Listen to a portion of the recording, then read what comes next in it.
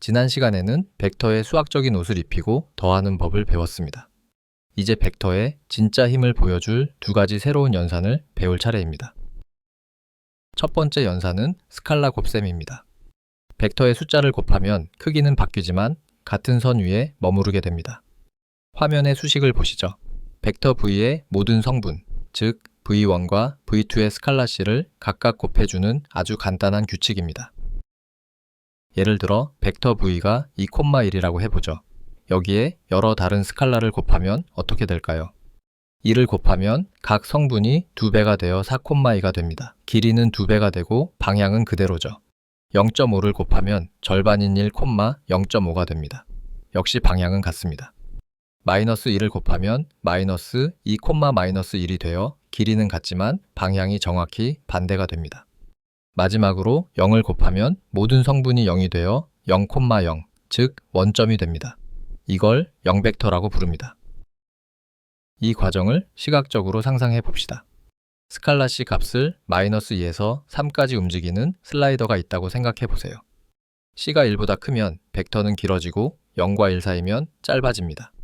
C가 0이 되면 벡터는 점으로 사라졌다가 C가 음수가 되면 반대 방향으로 다시 나타나 늘어납니다. 핵심은 스칼라 곱셈은 벡터를 그 자신의 선 밖으로 벗어나게 하지 않는다는 점입니다. 이는 인공지능과 직접 연결됩니다. 신경망의 각 가중치가 바로 이 스칼라입니다. 입력 신호를 증폭하거나 반전시키거나 약화시키는 역할을 하죠. 이제 내적에 대해 알아봅시다. 내적은 두 개의 벡터를 입력받아 단 하나의 숫자를 출력합니다. 그리고 그 숫자 하나가 생각보다 많은 정보를 담고 있습니다.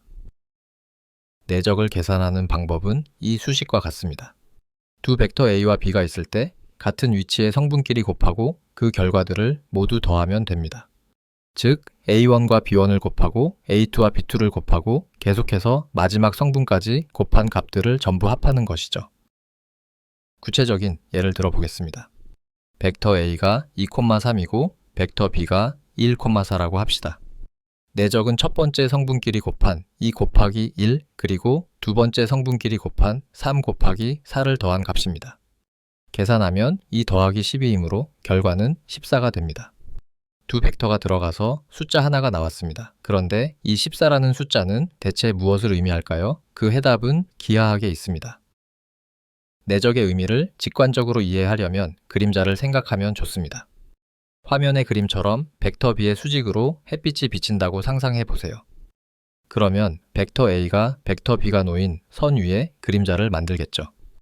내적은 기본적으로 이 그림자의 길이를 측정하는 것과 관련이 있습니다. 정확히는 그림자의 길이에 벡터 B의 길이를 곱한 값이죠. 이 그림자 비율을 통해 우리는 내적과 방향의 관계를 알 수 있습니다. 왼쪽처럼 두 벡터 A와 B가 비슷한 방향을 가리키면 그림자는 길게 생기고 내적은 큰 양수가 됩니다. 가운데처럼 두 벡터가 수직이면 그림자가 아예 생기지 않습니다. 이때 내적은 정확히 연기되죠. 두 벡터가 공통된 부분이 없다는 뜻입니다. 오른쪽처럼 두 벡터가 거의 반대 방향을 향하면 그림자는 뒤쪽으로 생기고 내적은 음수가 됩니다. 내적에는 두 가지 공식이 있는데 이 둘이 항상 같은 결과를 줍니다. 왼쪽은 우리가 방금 본 대수적 공식입니다. 성분끼리 곱해서 더하는 실제 계산에 쓰이는 방법이죠. 오른쪽은 기하학적 공식입니다. 두 벡터의 크기 길이를 곱하고 두 벡터 사이의 각도 세타의 코사인 값을 곱한 것입니다. 이 기하학적 공식이 내적의 진짜 의미를 알려줍니다. 기하학적 공식에서 핵심은 코사인 세타 항입니다. 두 벡터 사이의 각도가 0도, 즉 방향이 완벽히 같을 때 코사인 값은 1이 되어 내적은 두 길이의 곱으로 최대값을 갖습니다. 각도가 90도, 즉 수직일 때 코사인 값은 0이 되고 내적도 0이 됩니다. 각도가 180도, 즉 정반대 방향일 때 코사인 값은 마이너스 1이 되어 내적은 가장 작은 음수 값을 갖게 되죠. 왜 두 공식이 같은지는 나중에 증명합니다. 지금은 대수 공식으로 계산하고 기하 공식으로 의미를 파악한다고 기억해 두세요. 세 가지 예시를 통해 내적의 부호가 무엇을 말해주는지 확인해 봅시다. 첫 번째, A는 1,2와 B는 3,1의 내적은 5입니다. 양수죠. 두 벡터가 예각을 이루며 비슷한 방향을 향한다는 뜻입니다. 두 번째, A는 1,2와 B는 마이너스 2,1의 내적은 0입니다. 이는 두 벡터가 직각 즉 서로 수직이라는 의미입니다. 이 개념은 나중에 매우 중요해집니다. 세 번째, A는 1,2와 B는 마이너스 3, 마이너스 1의 내적은 마이너스 5 음수입니다. 두 벡터가 둔각을 이루며 서로 반대 방향을 향하고 있다는 뜻이죠. 이 세 가지 사례를 좌표 평면에 그려보면 그 관계가 더 명확해집니다. 왼쪽 그림은 내적이 양수인 경우로 두 벡터가 90도보다 작은 예각을 이루고 있습니다. 가운데는 내적이 0인 경우로 두 벡터가 정확히 90도 직각을 이루는 것을 볼 수 있습니다. 그리고 오른쪽은 내적이 음수인 경우로 두 벡터 사이의 각이 90도보다 큰 둔각을 이루고 있죠. 이렇게 내적의 부호만 봐도 두 벡터의 방향 관계를 즉시 파악할 수 있습니다. 오늘 배운 내용을 정리해 보겠습니다.